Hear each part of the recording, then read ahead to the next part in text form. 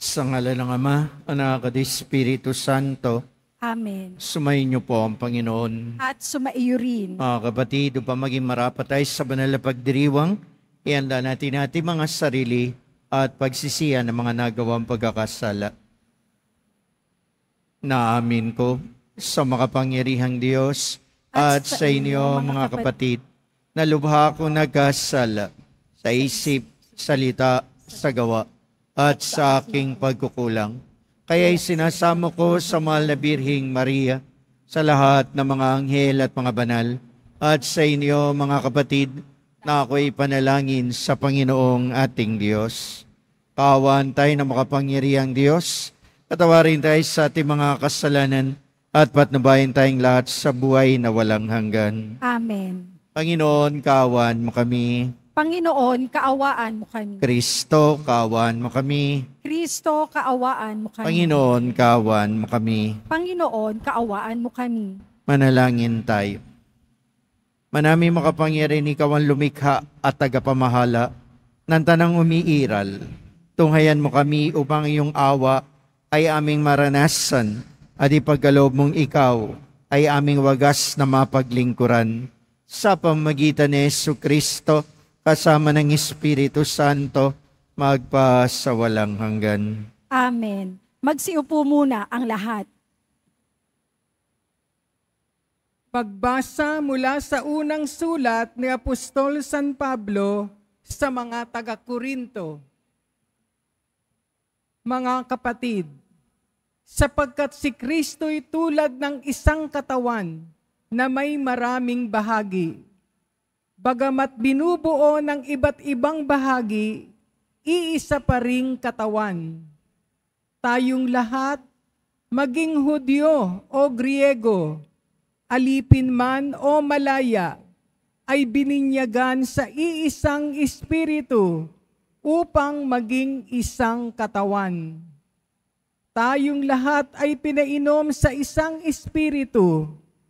Ang katawan ay binubuo ng maraming bahagi at hindi ng isang bahagi lamang. Kayo ngang lahat ang iisang katawan ni Kristo at bawat isa'y bahagi nito. Naglagay ang Diyos sa simbahan, una, ng mga apostol, ikalawa, ng mga propeta, at ikatlo, ng mga guro. Naglagay rin siya ng mga gagawa ng mga kababalaghan, mga magpapagaling ng mga may sakit, mga tagatulong, mga tagapangasiwa, at mga nagsasalita sa iba't ibang wika. Hindi lahat ay apostol, propeta o guro. Hindi lahat ay binigyan ng kakayahang gumawa ng mga kababalaghan, magpagaling ng mga may sakit, magsalita sa iba't ibang wika, o magpaliwanag nito. Kaya't buong taimtim ninyong nasain ang mga kaloob na lalong dakila. Ang salita ng Diyos. Salamat sa Diyos. Lahat tayo'y kaniyang bayan, kabilang sa kaniyang kawan. Lahat tayo'y kanyang bayan, kabilang sa kanyang kawan. Umawit sa kagalakan ang lahat ng mga bansa. Panginooy papurihan, paglingkuran siyang kusa. Lumapit sa harap niya at umawit na may tuwa. Lahat tayo'y kanyang bayan, kabilang sa kanyang kawan. Ang Panginooy ating Diyos, ito'y dapat malaman. Tayo'y kanyang lahat, tayong lahat na nilalang. Lahat tayo'y bayan niya, kabilang sa kanyang kawan. Lahat tayo'y kanyang bayan, kabilang sa kanyang kawan. Pumasok ka sa kanyang templo na ang puso'y nagdiriwang, umaawit nagpupuri sa loob ng dakong banal. Purihin ang ngalan niya at siya'y pasalamatan. Lahat tayo'y kanyang bayan, kabilang sa kanyang kawan. Mabuti ang Panginoon, pag-ibig niya'y walang hanggan. Siya'y Diyos na mabutit, laging tapat kailanman. Lahat tayo'y kanyang bayan, kabilang sa kanyang kawan. Magsitayo na po ang lahat.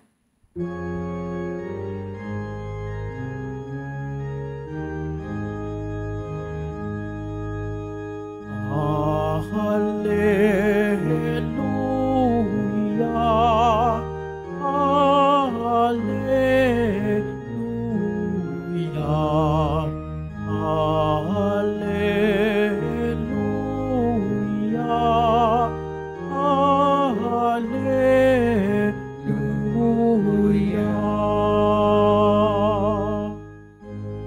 Narito at dumating na isang dakilang propeta,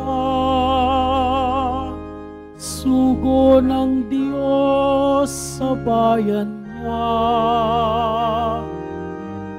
Hallelujah, hallelujah,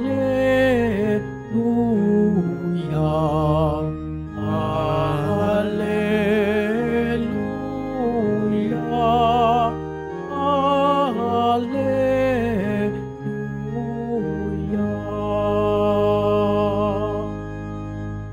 Sumayin niyo po ang Panginoon. At sumaiyo rin. Ang pagbasa sa mabuting balita ng Panginoon ayon kay San Lucas. Papuri sa iyo, Panginoon. Noong panahon na iyon, pumunta si Jesus sa isang bayang tinatawag na Nain. Sumama sa kanya ang kanyang mga alagad at napakaraming tao. Nang malapit na siya sa pintuan ng bayan, nasa lubong niya ang libing ng kaisa-isang anak na lalaki na isang babaeng balo. Marami ang nakikipaglibing. Nahabag ang Panginoon na makita ang ina ng namatay at sinabi sa kanya, "Huwag kang tumangis." Lumapit siya at hinipo ang kinalalagyan ng patay at tumigil naman ang mga may dala nito. Sinabi niya, "Binata, bumangon ka." Naupo ito at nagsalita at siya'y binigay ni Jesus sa kanyang ina. Sinidla ng takot ang lahat at sila'y nagpuri sa Diyos. Sabi nila, "Dumating sa atin ang isang dakilang propeta. Nilingap ng Diyos ang kanyang bayan at kumalat sa buong Judea at sa palibot na lupain ang balitang ito tungkol sa kaniya." Ang mabuting balita ng ating Panginoon. Pinupuri ka namin, Panginoong Heso Kristo. Magsiupo muna ang lahat.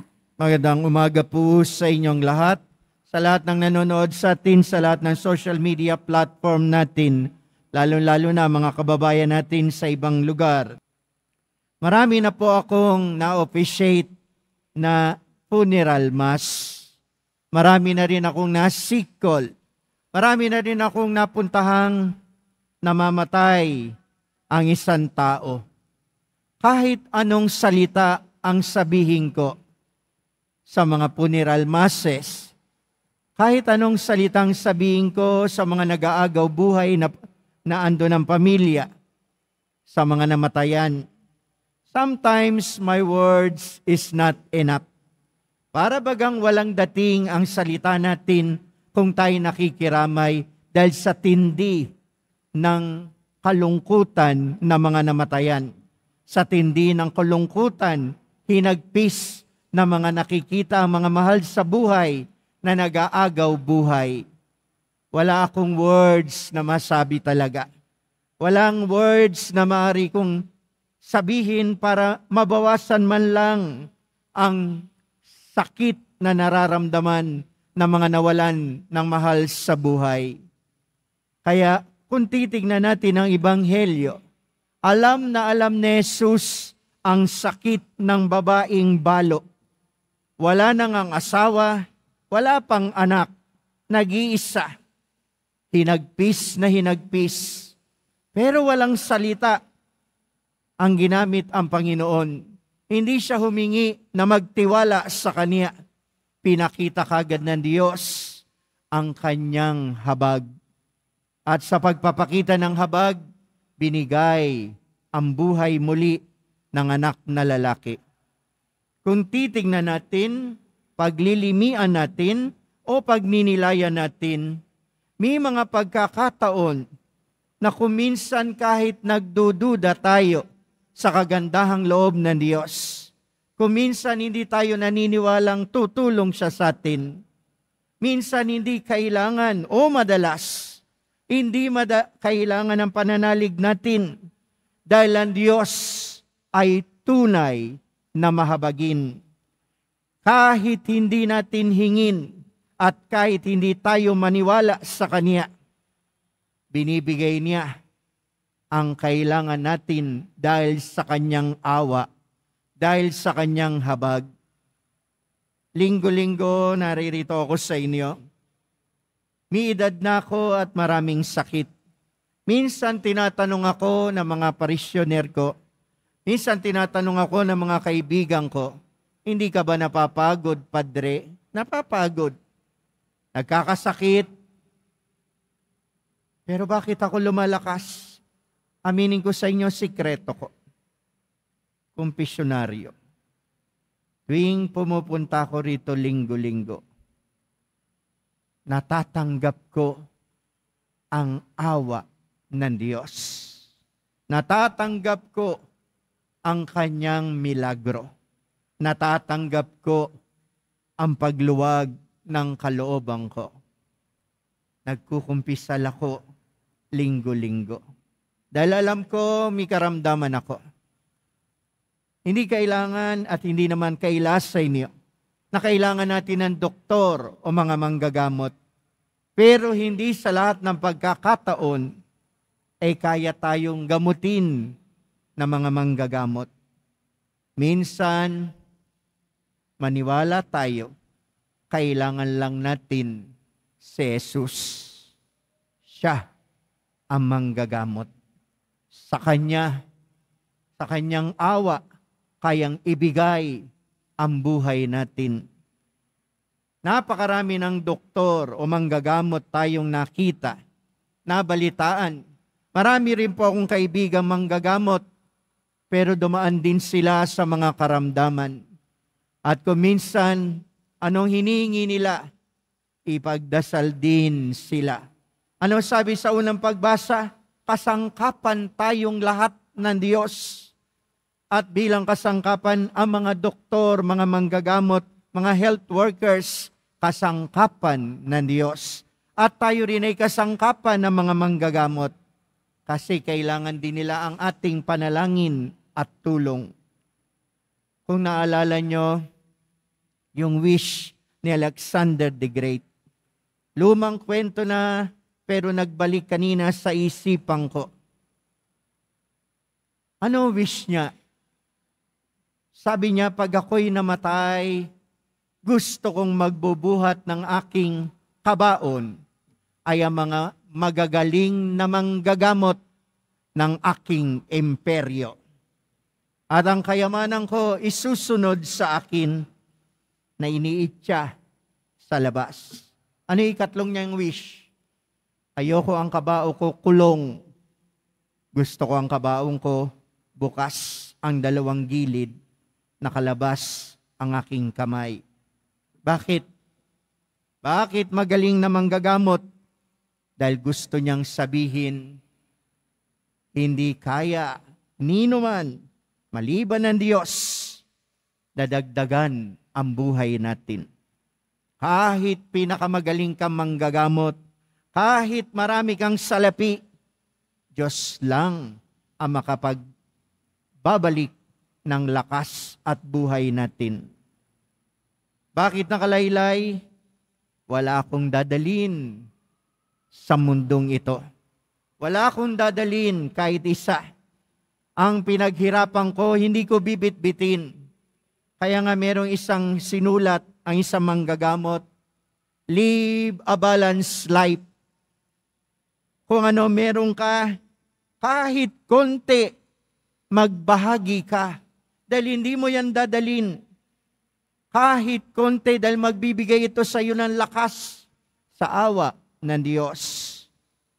Kanina sabi ko sa inyo, mahabagin ng Diyos. Kahit hindi ka humingi sa Kanya. Alam nyo, naka-assign ako sa Sambales. At marami ako nasasakupan na katutubo, ita. Meron pong isang istorya doon, na doon sa bundok, mula sa simbahan namin, parokya, pag umakyat ka doon, siguro mga 1 oras at kalahati. Kasi baku-baku ang daan at mataas. Meron doon yung tatay niya, nanay niya, lumapit sa akin at kinuwento yung anak niyang katutubo sila. Ano sabi niya? Father, ang anak ko, grade 3 ata, grade 2, babae, natetano ng lata. At nung natetano ng lata, tinakbo sa ospital. Diniklara sa ospital na patay. At halos 3 araw na o 2 o 3 araw nang patay ang bata sa ospital. Matigas na, pero umiyak ang nanay at tatay. Humingi ng awa sa Diyos. Alam niyo yung bata na diniklara ng patay at kukunin na para iimbalsa mo? Nagising at ang laking gulat nila, wala ang tetano. Nung tinanong ang bata, paano ka gumaling? Sino nakita mo? Katatapos lang ng kapistahan noong linggo ng Birhen ng Dalamhati. Alam ng Birhen ang pagdadalamhati ng magulang. Ano sabi ng bata na hindi naman pala simba? Sabi niya, nakita ko isang babaeng maganda. At ang sabi niya, ito yung sabi, pumunta ka sa pari ninyo, magpasalamat ka, hanapin mo siya at sinambit ang pangalan ko, na hindi naman niya ako kilala. Doon ko napagtanto na kahit hindi tayo humiling ni magdasal sa Diyos, kilala tayo maging ng nanay niya. Kilala tayo ng Diyos, kilala tayo na mahal na ina. At anong sabi ng bata? Sabi ng babae, kasi paglabas nila sa ospital na nadeklara siyang buhay, wala yung tetano, sabi ng bata, daan tayo sa simbahan. Yung lugar ko po, napakaraming ibang sekta. Napakaraming Aglipayano sapagkat yun ang sentro ng Aglipayano sa Sambales. Andun ang kanilang katedral. Sabi niya, dun sa simbahan ng Katoliko. Sabi ng bata. Sabi ng nanay, bakit? Sabi kasi ng babae, makipagkita ako kay Father Perdi, ni hindi ko siya kilala. Ni hindi niya ako kilala. Dahil hindi niya na ako natagpuan doon, yung sumunod na linggo, na umakyat ako doon sa bundok para magmisa. Sabi ng nanay, Father, hinahanap ka ng anak ko. Nasaan ang anak mo? Nasa eskwela po. Tawagin mo. Tinatawag yung bata. Dinala sa akin. Alam niyo yung bata, inakap ako. Sabi ko, bakit? Sabi po, ng babaeng maganda. Sabi ko sa bata, anak ko, may mission ka. May mission ka. Kaya po tayo, kumisakit man tayo, at patuloy tayong humihinga, may pinapagawa pa sa atin ng Diyos. Kaya huwag ka magsasawang kumilos kahit kuminsan nakakapagod. Kasi hindi magkukulang ang lakas na ibibigay sa iyo ng Diyos. Maraming sumusuko, humihintong maglingkod dahil may karamdaman may problema, may sakit. Wag po. Dahil kung ano ang kulang sa atin, siyang idadagdag ng awa ng Diyos. Amen ba? Amen ba? Amen ba? Kung ano ang kulang sa iyo, maging pananampalataya mo, maging lakas mo, maging anuman ang kulang sa iyo, pinupunan ng awa ng Diyos. Ang Ebanghelyo'y ang Diyos nagpakita ng awa kahit hindi ka humingi sa Kanya. Ibigay mo lang ang sarili mo sa mga oras na ito. Ano man ang kulang sa iyo, ano man ang pinangangambaan mo, ano man ang hinihingi mo, sa oras na ito, ibinibigay niya. Kung ano ang kulang, siyang ibibigay ng Diyos. Manalig kayo sa mahal na poong Jesus Nazareno, sa Kaniyang awa sa atin. Mahal tayo ng Diyos. Amen. Magsitayo na po ang lahat.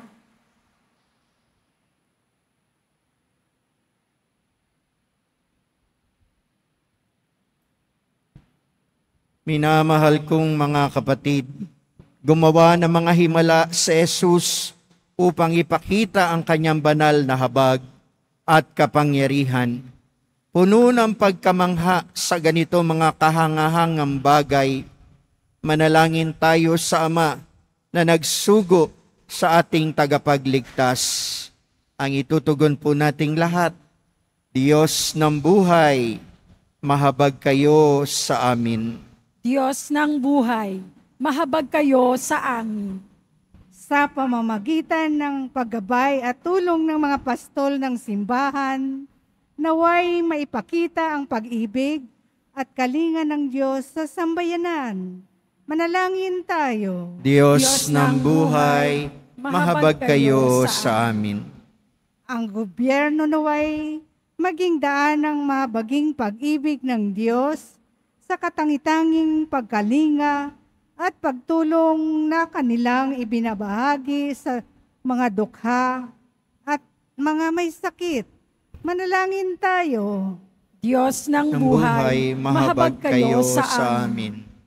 Yung mga nagdurusa sa pagkawala ng kanilang mahal sa buhay, naway muling sumampalataya sa buhay sa tulong ng Diyos. Manalangin tayo. Diyos ng buhay, mahabag kayo sa amin. Ang mga may sakit, katulad ng anak ng balo, naway makadama ng mapagpagaling na kamay ni Jesus. Managalin tayo. Diyos ng buhay, mahabag kayo sa amin. Ang mga tapat na yumaon naway, muling ibangon sa kaganapan ng buhay sa presensya ng Diyos. Manalangin tayo. Diyos ng buhay, mahabag kayo sa amin. Tumahimik po tayo sumandali. Sambitin natin ang ating mga kahilingan na talagang ibibigay ng Diyos. At sambitin din natin na ang ating mga pasasalamat.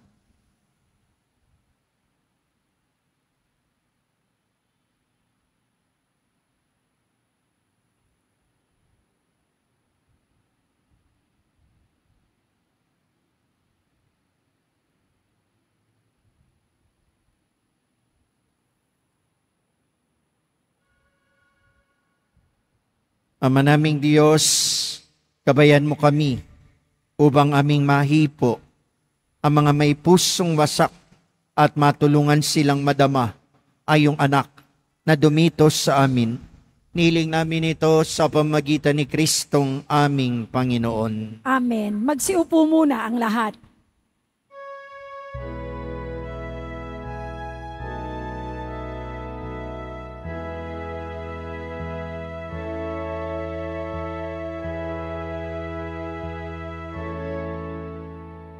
Itong tinapay at alak na mula sa'yo, muling sa kabutihan mo. Kunin at tanggapin alay sa'yo. Pasasalamat ng puso.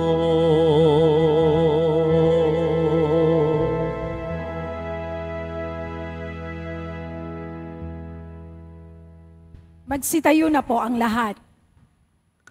Manalangin kayo mga kapatid upang itong paghahain natin ay kalugdan ng Diyos amang makapangyarihan. Tanggapin nawa ng Panginoon itong paghahain sa iyong mga kamay, sa kapurihan niya at karangalan, sa ating kapakinabangan at sa buong sambayanan niyang banal. Ama namin lumikha, mawain mong dinggin ang aming pithaya at paunlakan mo ang paghahaing aming inihanda upang ang mga handog ng bawat isang nagbigay para sambahin ang banal mong ngalan ay magkamit ng karagdagan mong kasiyahan sa pamamagitan ni Jesucristo kasama ng Espiritu Santo magpasawalang hanggan. Amen. Sumayin niyo po ang Panginoon. At sumaiyo rin. Itaas sa Diyos ang iyong puso at diwa. Itinaas na namin sa Panginoon. Pasalamatan natin ang Panginoong ating Diyos. Marapat na siya ay pasalamatan. Ama namin makapangyarihan, tunay nga marapat na ikay aming pasalamatan sa iyong paglingap at kagandahang loob. Ang tao'y nilikha mo at pinangangasiwa sa sansinukob. Sa hangad mong siyang iwastong lubos, siya'y pinagdusa mo sa kanyang pagtalikod. Sa iyong pagiliw yung pinahintulot na makabalik siya sa pamamagitan ni Kristo Jesus. Kaya kaisa ng mga anghel na nagsisiawit ng papuri sa iyo, na walang humpay sa kalangitan, kami nagbubunyi sa iyong kadakilaan. Santo, Santo, Santo, Panginoong Diyos sa mga hukbo, napupuno ang langit at lupa ng kadakilaan mo. O sana sa kaitaasan, pinagpala ang naparirito sa ngalan ng Panginoon. O sana sa kaitaasan, magsiluhod po ang lahat. Ama naming banal, ikaw ang bukal ng tanang kabanalan, kaya't sa pamagitan ng Espiritu ng banal, ang mga kaloob na ito, pampara sa amin ay maging katawan at dugo ng aming Panginoong Jesucristo. Bago niya pinagtiis ang kusang loob maging handog, nawa kaniya ang tinapay, pinasalamatan kaniya, pinaghati-hati niya yon, iniabot sa kanyang mga alagad at sinabi, tanggapin ninyong lahat ito at kanin. Ito ang aking katawan na ihahandog para sa inyo.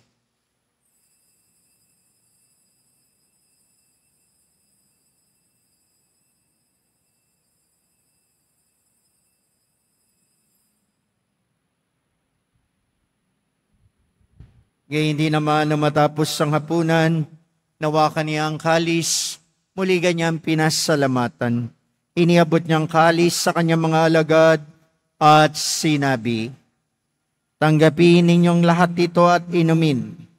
Ito ang kalis ng aking dugo, ng bago at walang hanggan tipan.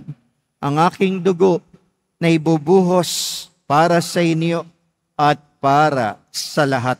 Sa ikapagpapatawad ng mga kasalanan, gawin ninyo ito sa pag-alaala sa akin.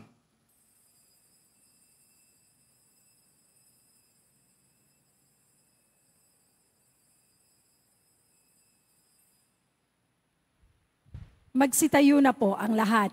Pagbunyi natin ang misteryo ng pananampalataya. Si Kristo'y namatay, si Kristo'y nabuhay, si Kristo'y babalik sa wakas ng panahon. Ama, ginagawa namin ngayon ang pag-alala sa pagamatay at maling pagkabuhay na iyong anak. Kaya tinalay namin sa iyon tinapay na nagbibigay buhay, parang kalis na nagkakaloob ng kaligtasan. Kami nagpapasalamat dahil kami minarapat na tumayo sa harap mo para maglingkod sa iyo. Sinasamo namin kami magsasalo-salo sa katawan at dugo ni Kristo ay mabuklod sa pagkakaisa sa pamamagitan ng Espiritu Santo. Ama, lingapin mo yung simbahang laganap sa buong daigdig. Puspusin mo kami sa pag-ibig, kaisa ni Francisco naming Papa, at ni Jose naming Obispo at Tanang Kaparian.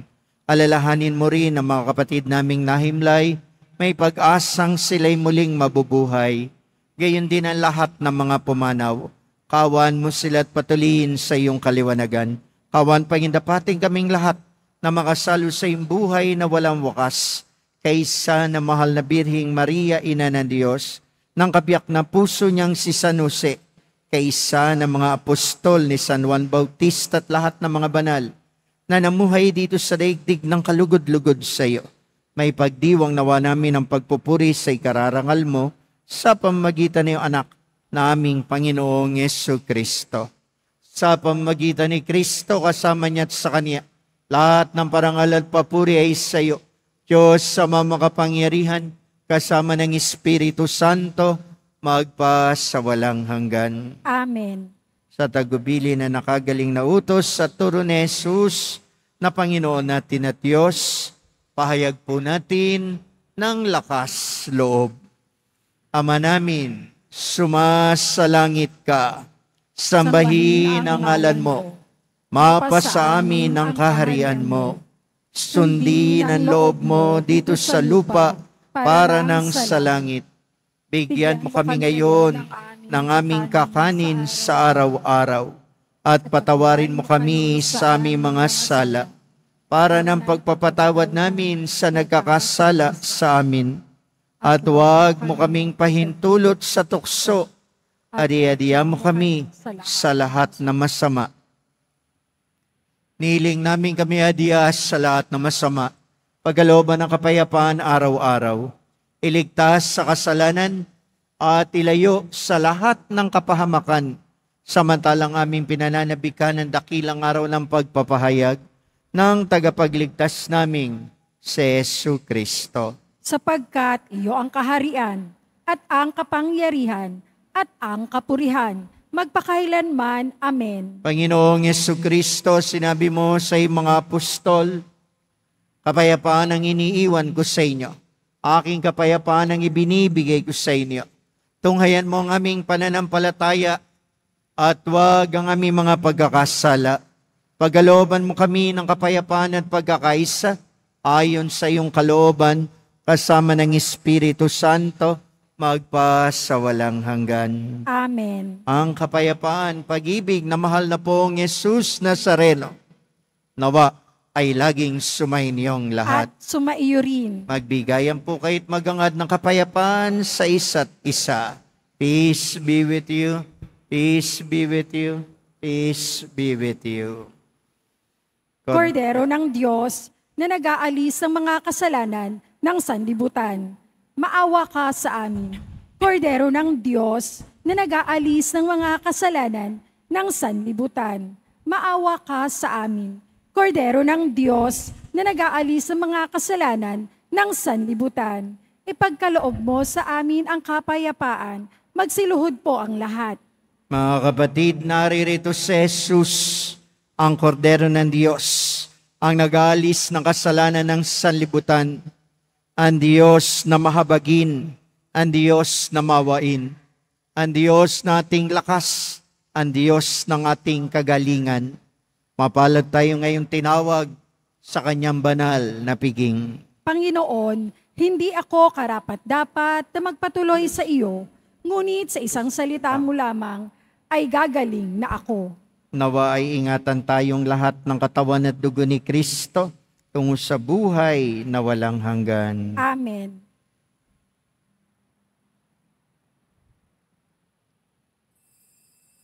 Para sa lahat ng tatanggap ng banal na komunyon, sasagot po tayo ng amen pagkasabi ng pari o ng lay minister ng katawan ni Kristo at isubo agad sa bibig.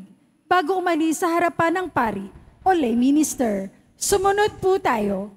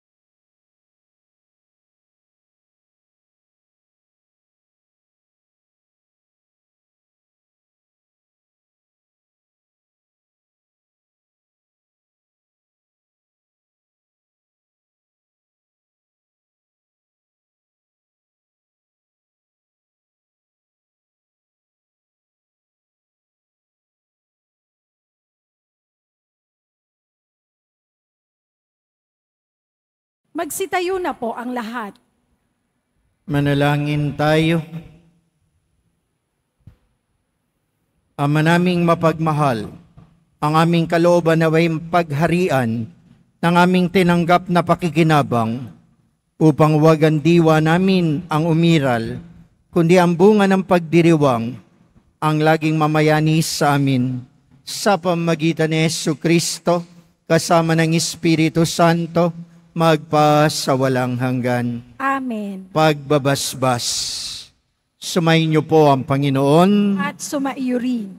Mahal na pong Jesus Nazareno, inihayag mo sa pamamagitan ng krus ang walang maliw na pag-ibig ng Diyos sa sangkatauhan.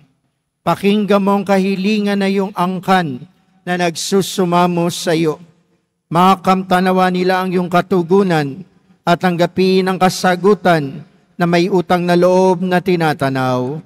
Basbasan din po ninyo ang mga daladala nilang imahin at mga dasalan sa pamamagitan ng bendisyon na ito, naway maalala nila ang mga pangako nila noon sa biniyag na ikaw ang kanilang iibigin at paglilingkuran bilang Panginoon magpas sa walang hanggan. Amen. At pagpalain po kayong lahat ng dakila at makapangyarihang Diyos ng Ama, Anak, at Espiritu Santo. Amen. Tapos na ating pagdiriwang, mayo kayo sa biyaya at pagpapala ng mahal na poong Jesus Nazareno. Salamat sa Diyos.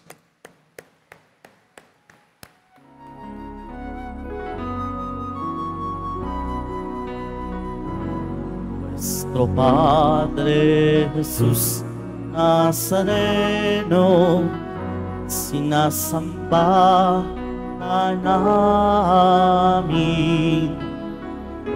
pinipintuho ka namin, aral mo ang aming buhay at kaligtasan.